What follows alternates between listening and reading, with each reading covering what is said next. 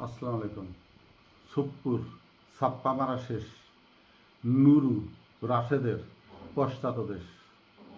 সাবধান, আমি যেন সম্মানী ব্যক্তিদের সম্মান করে কথা বলি। শুরু করি। সাহাবুদ্দিন সুপ্পু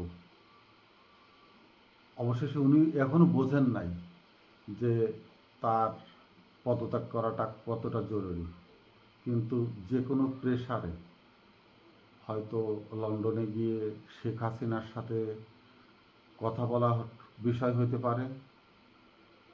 অনেকটা ওপেন সিক্রেট ব্যাপার থাকে রাষ্ট্রের, যেগুলো সরকার প্রপার ডকুমেন্ট ছাড়া কথা বলতে পারে না, বলা উচিত নয়। আবার ঠিক 20শে ডিসেম্বরকে সামনে রেখে তার হাত ধরে আওয়ামী লীগের কোনো লেজুরবৃত্তি সংগঠন বা ব্যক্তি সমষ্টির সমন্বয়ে কোনো একটি শক্তিশালী নীরব আত্মঘাতী সংগঠন যেন রেজ না হতে পারে, তার জন্য সতর্কতামূলক অবস্থা হতে পারে। যে কোনো কারণেই হোক, সপ্পু মিয়ার বিএনপির যে প্রয়োজন সেটা শেষ হয়ে এখন ব্যান্ডেড ছাপ্পা মারা হয়ে গেল। এখন সে তো ছাপ্পা মারা হয়ে গেল, তার বিষয়ে পরে কথা বলার সেকেন্ড পেজের বিশেষ দ্রষ্টব্য সামনে নিয়ে আসা প্রয়োজন। এই সপ্পু মিয়াকে রাষ্ট্রপতির আসীনে অধিষ্ঠিত রাখবার পিছনে যাদের সবচেয়ে বেশি তোড়জোড় ছিল, ভূমিকা ছিল, মিডিয়াতে বা অন্তরালে যে কোনোভাবেই হোক, বিশেষ করে জুলাই যোদ্ধাদের এগেনস্টে নুরুল হক নূরের যে শক্তিশালী ব্যক্তিগত উদ্যোগেই গণ অধিকার তো তার রাষ্ট্রীয় রাজনৈতিক সংগঠনের নাম, তো সেই দলের নেতা হিসাবে তার ভূমিকা এতটা জোরালো ছিল যে ওই সময়টাই যেন অস্থায়ীভাবে তিনি একমাত্র সপ্পু মিয়া রাজনৈতিক ত্রাণকর্তা ছিলেন। তিনি জুলাই যোদ্ধাদেরকে যেভাবে ধমকাচ্ছিলেন, তার বাড়ির দিক মিছিল নিতে যেভাবে নিষেধ করছিলেন বা আক্রোশ প্রদর্শন করছিলেন তাদের বিরুদ্ধে, এতটা ভয়ানক পরিস্থিতি ছিল যে শেখ হাসিনা চলে যাওয়ার যে তার যে হৃদয় ভাঙা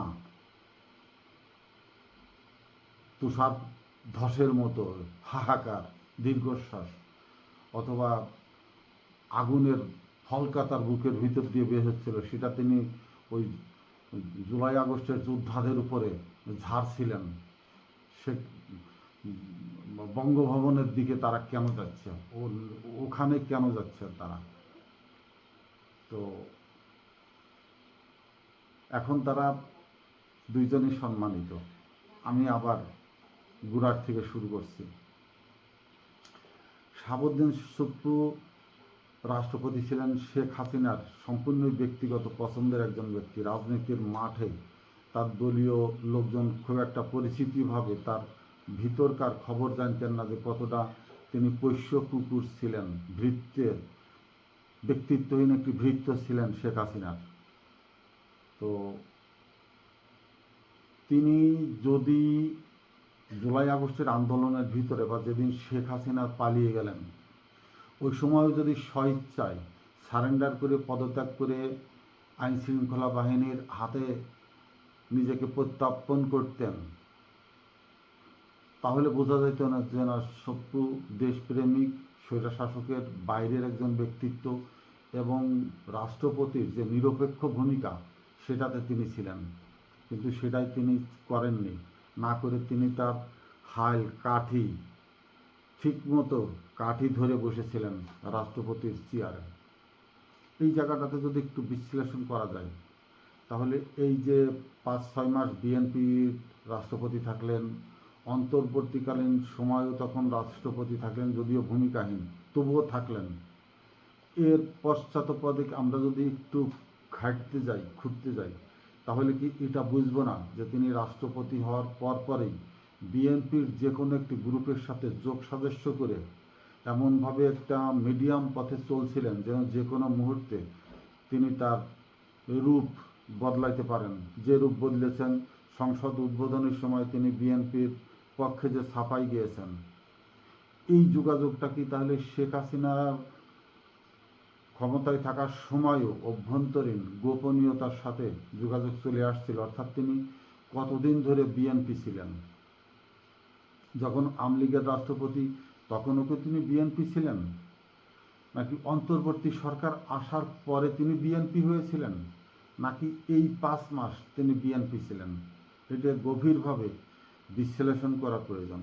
কারণ রাষ্ট্রপতির পদ থেকে পদত্যাগ করার সাথে সাথেই একটি জনতা গর্জে উঠবে। তিনি জুলাই আগস্টের আন্দোলনের হত্যাকারী, তিনি মানবতা বিরোধী অপরাধের সর্বশিখরে থাকা, স্বর্ণ আসনে বসে থাকা একজন নমরুদ। তার নীরব সাপোর্ট অবশ্যই ছিল, তার নীরব ভূমিকা। অর্থাৎ তিনি তো এই বিষয়ে ওখানে বসেও কথা বলতে পারতেন, সুযোগ ছিল। প্রধানমন্ত্রীকে কিছু বলতে পারতেন রাষ্ট্রপতির ভূমিকায় থেকে, বা পরবর্তীতেও এ পর্যন্ত কিন্তু তিনি টু শব্দটি করেননি। তাহলে ধরে নেওয়া যায় তিনি এই মানবতা বিরোধী অপরাধের অপরাধী। তাকে অবশ্যই জুলাই আগস্টের হত্যার একজন আসামি হতে হবে। শুধু আসামি না, আরও অনেক কিছুর সাক্ষী হিসাবে কাঠগড়ায় দাঁড়াতে হবে, তাকে সাক্ষী দিতে হবে যে মানবতা বিরোধী সংগঠিত হয়েছে তিনি রাষ্ট্রপতি থাকাকালীন। বাই চান্স যদি আওয়ামী লীগ টিকে যেত, শেখ হাসিনা প্রধানমন্ত্রী থেকেই যেতেন। যদিও বিএনপি প্রকাশ্যে বলে নাই যে এই আন্দোলনের সাথে আমরা ছিলাম, বারবার অস্বীকার করে গেছে। ফখরুল ইসলাম আলমগীর একটি কৌশলী ভূমিকা নিয়েছিল, কিন্তু শেখ হাসিনা প্রধানমন্ত্রী থেকে গেলে, সপ্পু রাষ্ট্রপতি থেকে গেলে এবং আন্দোলন মিসিং হয়ে গেলে, নিষ্ফল হয়ে গেলে, তাহলে যে কয়েক হাজার মানুষ আজকের নাহিদ সাজিস হাসনাত সহ বিএনপিরও কতিপয় ইয়াং জেনারেশন এই রাষ্ট্রীয় বিদ্রোহী বা ষড়যন্ত্রের আসামি হতো না। এর কোনো বলার অবকাশ নেই। কাকমারি বলেন বা শেখ মুজিবের জাগরতলা ষড়যন্ত্রের মামলা বলেন, এইসব জিনিসগুলো তো শেখ হাসিনার রক্ত ছিল, বা রয়ের প্রতিষ্ঠিত কিছু মার্ক হওয়ায় ঐতিহাসিক বিষয় ছিল। এবং এইটাও বাংলাদেশের অত্যন্ত রাষ্ট্রদ্রোহী, রাষ্ট্রের বিরুদ্ধে ষড়যন্ত্র, একটি বৈধ সরকারকে উৎখাতে ষড়যন্ত্র, শেখ হাসিনার প্রাণনাশের ষড়যন্ত্র।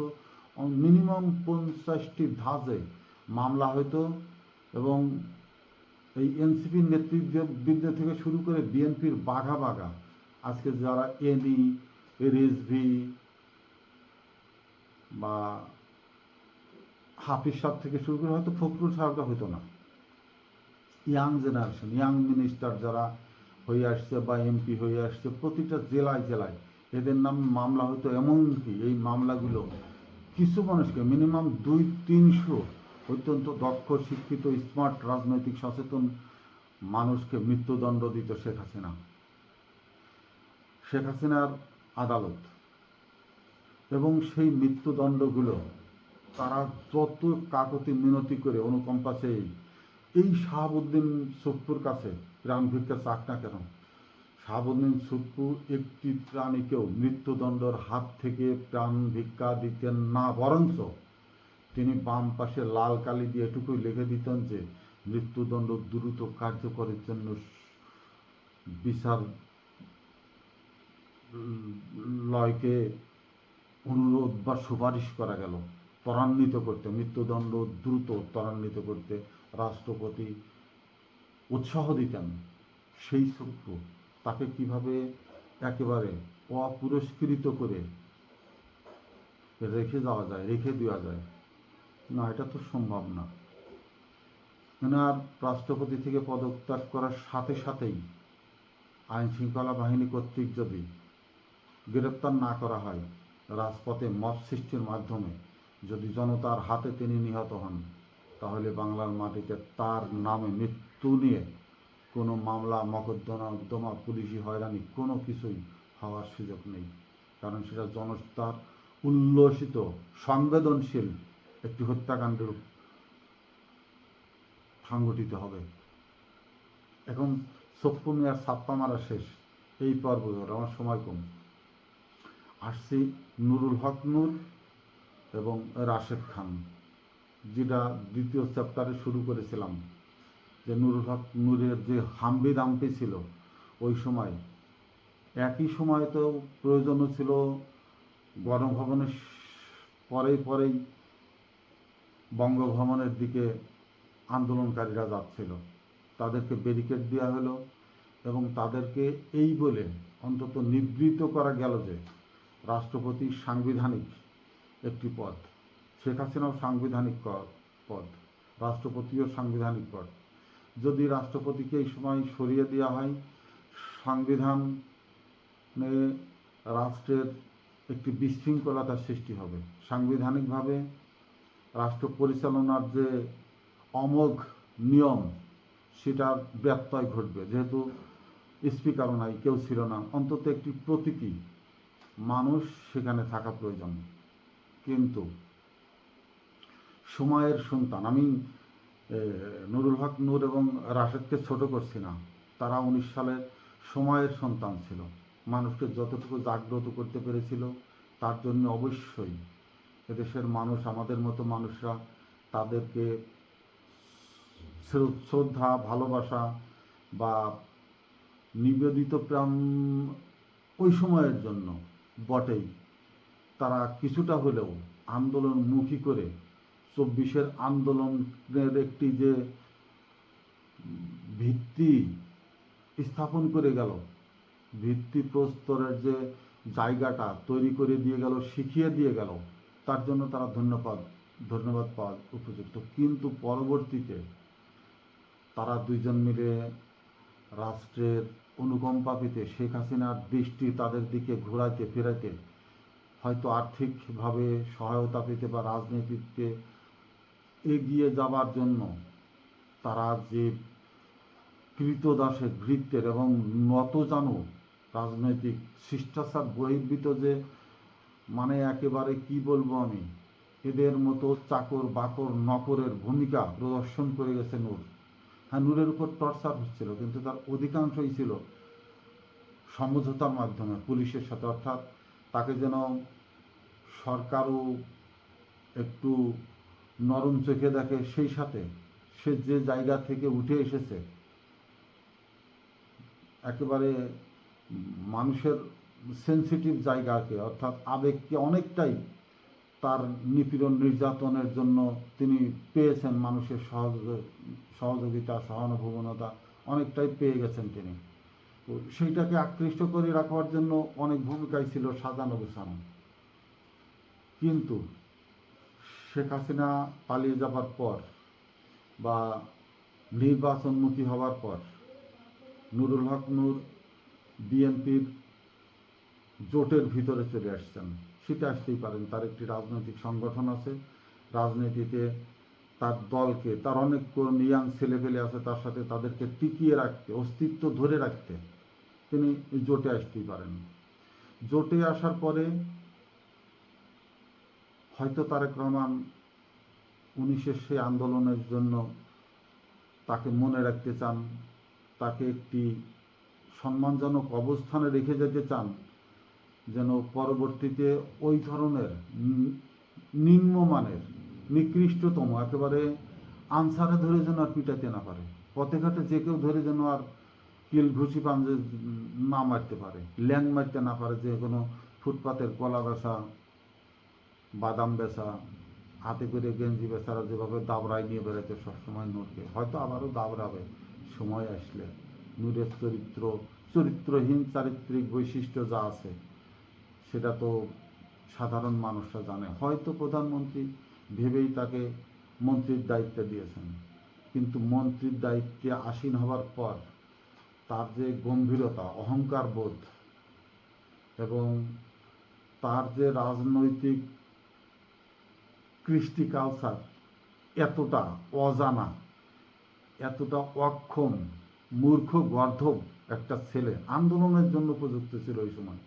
কিন্তু রাজনৈতিক যে একটি ধারাবাহিক কার্যকর্মকাণ্ড আছে না, তার ব্যক্তিত্বে, তার জীবনে, প্রবাহমান সময়ের ভিতরে সংসদে যে ভূমিকা তিনি রাখছেন, আমি এটুকু শুনেছি যে তিনি তো প্রবাসী কর্মসংস্থান বিষয় মন্ত্রণালয় অফিসের যে সহকারী যে ছেলেটা আছে, কম্পিউটার টিপে তার ডিও লিটার লিখে দেয় বা যে কোনো করেসপন্ডেন্স চিঠি আন্তঃমন্ত্রণালয় লেনদেন হয় না, এগুলো তিনি দাঁড়িয়ে থাকে ওইসব ছেলেপেলের কাছে দাঁড়িয়ে এসে যায়। কিন্তু ঢাকা ভার্সিটির একটা ছাত্র আন্দোলনের ভিতরে ছিল, তারপরে দীর্ঘদিন 19 সালেতে তো দীর্ঘ সময় তিনি পেয়েছেন অন্তত রাজনীতির এই যে অফিসিয়াল টেবিল ওয়ার্কগুলো করা, বা তিনি নিজেও বিদেশে গেছে, ঘুরে আসছেন, বিদেশে বাংলাদেশের মানুষ কোন অবস্থায় কোথায় আছে কি না আছে সাধারণ একজন মানুষও ওয়াকবহাল। কিন্তু তিনি এতটা অজ্ঞতার পরিচয় দিয়েছেন যে মন্ত্রিত বাড়ির কাছে সংসদ সদস্য হবার উপযুক্তও যে অনুপযুক্ত সেটাও তিনি প্রমাণ করে গেছেন। কিন্তু তার ব্যক্তিত্বের সবচেয়ে কালিমা লেপন করে গেছেন শেখ হাসিনাকে তিনি মা ডেকে, মায়ের দৃষ্টিতে দেখে, বিভিন্ন কথাবার্তা বলে। তিনি যে একজন বিতর্ক ব্যক্তি এবং সপ্পুদের অনুসারী, সপ্পুদের চেন অফ কমান্ড যদি নাও বলি তাহলেও চেন অফ বাইন্ডিংসের ওদের ভিতরকারই একজন মানুষ, যদিও তিনি বিএনপির সরকারের একজন প্রতিমন্ত্রী। এই অপরাধের জন্য আংশিক হলেও যে কোনো সময়, যে কোনো মুহূর্তেই হোক, এখনও সেই জিয়াউর রহমান হত্যার আসামি যেমন ধরা হচ্ছে, মেজর মুজাফফরদের মতো লোকদেরকে যেমন ধরা হচ্ছে, নুরুল হক নূররাও একসময় ধরা পড়বে। কারণ নুরুল হক নূররা একেবারে সরাসরি শেখ হাসিনার সরকারের দোষক ছিলেন। ঠিক তেমনি রাশেদ, দুইজনই বিএনপির ছত্রছায়ায় আছে, দুইজনই অত্যন্ত শক্তিশালী পাওয়ারফুল ব্যক্তি এবং বর্তমান সরকারের অত্যন্ত সমালোচিত, সরকারই না সরকারের বাইরেও অত্যন্ত সমালোচিত, নিন্দিত, নন্দিত আমি বলি না, নিন্দিত, এবং এদের কার্যকলাপের জন্য নিন্দিত হয়ে অভিনন্দিত হচ্ছেন, সরকারের ছত্রছায়ায় আছেন। যে কোনো মুহূর্তেই হোক, যে কোনো সময় হোক, সুপ্পুর সাথে, সুপ্পুর লাইনে ফেলেই, সুপ্পুর ধারাবাহিকতায় এ দুইজনও একসময় 24-এর গণ আন্দোলন হত্যাকারীদের হত্যার পিছনে, বা ওই সময়ের যে আন্দোলনটি মিসিং হয়েছে যে কতিপয় ব্যক্তির কর্মকাণ্ডের জন্য বা প্রতিবন্ধকতার জন্য, এরা যে কোনো এক সময়, আমি হয়তো বাঁচব না, আমি বলে রেখে গেলাম, সপ্পুকে অবশ্যই আইনের আওতায় যেমন আসতে হবে, ঠিক এই দুইজন ইয়াং রাজনীতির লিডার নুরুল হক নূর এবং রাশেদকেও ভবিষ্যৎ প্রজন্ম টার্গেটে রাখবে, এবং তারা যখন সিদ্ধ হস্তে রাজনৈতিক বর্ষিয়ান নেতায় পরিণত হবে, পুরো পার্লামেন্টারি যখন তারা লিডে চলে যাবে, এই সময়ের ইয়াং রাজনীতির শিক্ষিত পরিমার্জিত ব্যক্তিত্বগুলা অবশ্যই এই দুইজন মানুষকে তারা আবার এই আন্তর্জাতিক ক্রাইম কোয়ার্ট আইসিটিজিটা, এটা সহসাই কিন্তু বাংলাদেশ থেকে ব্যান্ড হবে না, মুছে যাবে না, বা যে কোনো সরকারই আসুক না কেন এটাকে আইনের শাখা থেকে আবার মূল ধারায় নিয়ে আসবে না, এটা থেকে যাবে। দীর্ঘদিন বাংলাদেশের যে এই ধরনের ক্রাইম হতে থাকবে আরও 30, 40, 50 বছর পর্যন্ত, এটি সংগঠিত হতে থাকবে। অর্থাৎ যতদিন না সম্পূর্ণ রাজনীতির একটি স্থিতিশীল অবস্থায় না আসে, এই ধরনের ক্রাইম হবে। এই ধরনের ক্রাইম করবার জন্য শাসকরা উদ্গ্রীব হয়ে উঠবে, আবার জনতা শহীদ হবে, আবার জনতার ঢেউ আসবে, যেটাকে আমরা রিপাবলিকের যে সেকেন্ড রিপাবলিক বা থার্ড রিপাবলিক যে যাই বলি না কেন, হয়তো এখন যদি 19কে আমরা প্রথম ধরি তাহলে এটা সেকেন্ড, অথবা 19কে যদি আমরা স্তিমিত হওয়ার সুযোগ নেই, তারা অঙ্কুরিত করেছিল। ইতিহাস ছোট্ট একটি চ্যাপ্টারের ভিতরে হইলেও এটিকে স্মরণে রাখবে। কিন্তু 24-এরটা চূড়ান্ত হলো, কিন্তু চূড়ান্ত রেজাল্ট পায়নি। একটি সার্থক আন্দোলন হয়েছে, একটি সফল আন্দোলন হয়েছে, কিন্তু আন্দোলনের যে সোনালী ফসল জনতা যেটা ভোগ করবার কথা ছিল সেটি হয়তো চূড়ান্ত হয়নি। তবে আমি একেবারে হয়নি সেটাও বলবো না। বর্তমান সরকার কোন নিরিখে সেটাকে বাস্তবায়ন করে সেটা দেখার বিষয়। তবে জুলাই আগস্টের যে স্বপ্ন ছিল, জুলাই আগস্টকে সাধারণ মানুষ যে আকাঙ্ক্ষা নিয়ে তাদের সন্তানদেরকে শহীদ করেছে বা শহীদ হয়েছে, বা যেসব স্বপ্নবাজ সোনালী সূর্য সন্তানেরা রাজপথে দাঁড়িয়ে নির্লিপ্তভাবে পুলিশের দ্বারা নির্যাতিত হয়েছেন, শহীদ হয়েছেন, তাদের কিছুটা, তাদের আকাঙ্ক্ষার ক্ষুদ্রতম একটি অংশ হলেও তারেক রহমান ইতিমধ্যেই সেটা প্রতিষ্ঠিত করেছেন। এবং যেহেতু মাত্র 6 মাসও হয়নি, আরও 4.5 বছর আছে, তার সময় যদি সাধারণ জনগণের মনকে জয় করতে পারেন এবং তার মতো করে জুলাই আগস্টকে সাফল্যমণ্ডিত করে জনতার সামনে প্রেজেন্ট করতে পারেন, হয়তোবা জনতা তাদের জুলাই আগস্টের আন্দোলনের যে সফলতার উল্লাস এবং 1,500 পরিবারের যে শহীদের বেদনা, শোক, সেখান থেকে কাটিয়ে উঠতে পারবে। কিন্তু যাই হোক না কেন, এই 3জন আসামি যে কোনো সময় শেষ জীবনের শেষ প্রান্তে দাঁড়াতে হলেও এদেরকে বাংলাদেশের মানুষ কাঠগড়ায় দাঁড়াবে। যত দূর এরা রাজনীতিতে যেই যার হাত ধরে এগিয়ে যাক না কেন, সাধারণ জনগণ কখনো তাদের আত্মত্যাগের কথাও যেমন ভোলে না, তেমনি তাদেরকে ইগনোর করা, ঘৃণা করা, তুচ্ছ তাচ্ছিল্য করা, তাদের আবেগকে, সেন্টিমেন্টকে নিয়ে কেউ উপহাস করুক বা খেলা করুক, সেটাও তারা চায় না, সহ্য করে যায়, নীরব থাকে। অকুণ্ঠ বোধ তাদের ভিতরে গুঞ্জরিত হতেই থাকে। সেই গুঞ্জরণের ঢেউ বংশ পরম্পরায় ভবিষ্যৎ প্রজন্মের হাতে রেখে যায়।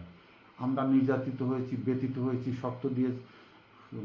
শক্তি দিয়েছি, রক্ত, ঘাম, বেদনা, হাহাকার, নীরব অত্যাচার সব সহ্য করে গেছি, কিন্তু আমাদের বেদনা, আমাদের যে হাহাকার আমরা বাতাসে ছড়িয়ে দিয়ে গেলাম।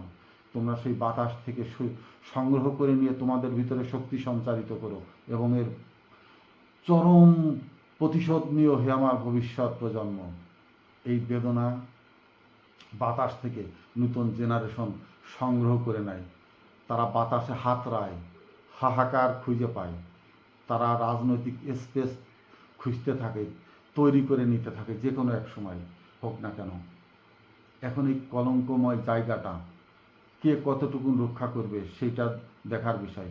এটা কি বিএনপি এককভাবে শাহাবুদ্দিন সুপ্পো মিয়া, নুরুল হক নূর বা রাশেদকে সেফ গাইড করে রেখে যাবে, একটি সেফ পজিশন তৈরি করে দিয়ে যাবে? যেমন রাশেদ খান, আর এক রাশেদ আছে, ইনুরা, বেশ কয়েকজন ব্যক্তি যেরকমের আছে বাংলাদেশের, মানে রাজপুত করে রেখে গেছে কেউ না কেউ। এদেরকেও যেই হোক, এখন কি এদের কি বিএনপি দলীয়ভাবে সেই রাজপুত তৈরি করে রেখে যাবে, নাকি বিএনপি সরকার, সামগ্রিক যে জোট সরকার আছে, তারা সবাই মিলেই এদেশকে পোষ্য সম্রাট বানিয়ে যাবে, নাকি রাষ্ট্র এদেরকে রাষ্ট্রের সম্রাট হিসাবে অলঙ্কৃত করে রেখে যাবে, যেন এদেরকে নিয়ে আর ভবিষ্যৎ প্রজন্ম কোনো প্রশ্ন না তোলে? না, প্রশ্ন তুলবেই। এবং আমি যেটা বললাম, আবেগ, হাহাকার, যেসব মায়ের বুক খালি হয়েছে, যে ভাই তার ভাইকে হারিয়েছে, যে পিতা মাতা তাদের বুকের ধনকে নিজের হাতে মরতে দেখেছে, লাশ খুঁজেছে, এখনো অনেক পরিবার লাশ পায়নি, তাদেরকে কোথায় দাফন কাফন, কিভাবে পুলিশ পুড়িয়ে মেরেছে বা পুলিশ নিয়ে গুম করে রেখেছে, সেসব পরিবারের আর্তনাদ কি নিমিষেই বিলীন হয়ে যাবে এই রাশেদ বা নুরুল হক নূরদেরকে যতটাই আড়াল করার হোক না কেন, চোখের দূরে ঠেলে এতটা ঊর্ধ্বে নিয়ে যাক না কেন, আমরা নিচু তলার মানুষ, আমাদের অনেক কিছু মনে থাকে, কারণ আমাদের ঘটনা কম, এই জন্য মেমোরিতে থাকে। কিন্তু যারা ঘটনা প্রবাহুল, জীবন প্রবাহ নিয়ে ব্যস্ত থাকে তারা হয়তো ভুলে যায়, কিন্তু আমরা যারা নিপীড়িত অত্যাচারিত, কি আমাদের দিকে আর চোখে তাকাইলো, কি আমার দিকে আঙুল তুললো, কি আমার দিকে ভ্রু কুচকাইলো, আমরা এগুলো খুব মনে রাখি। আমাদের তো আর চাওয়া পাওয়ার তেমন খুব একটা কোনো কিছু নেই। আমাদের আত্মসম্মানবোধই আমাদেরকে বাঁচিয়ে রাখে। এই আত্মসম্মানবোধই আমাদের সন্তানদেরকে আত্মসম্মানের জায়গাটা তৈরি করে রেখে যাবে রাষ্ট্রের। আমরা রাষ্ট্রের কাছে আর্থিক অনুদান, কার্ড, পদ, পদবি এসব কোনো কিছুই চাই না, পাওয়ার দরকার নেই। কিন্তু একটি জিনিস চাই, সেটি হলো যে কোনোভাবেই হোক রাষ্ট্রের একজন সম্মানিত নাগরিক হিসাবে জীবনের শেষ দিন পর্যন্ত রাষ্ট্রের সেবা করে যেতে চাই। আসসালামু আলাইকুম।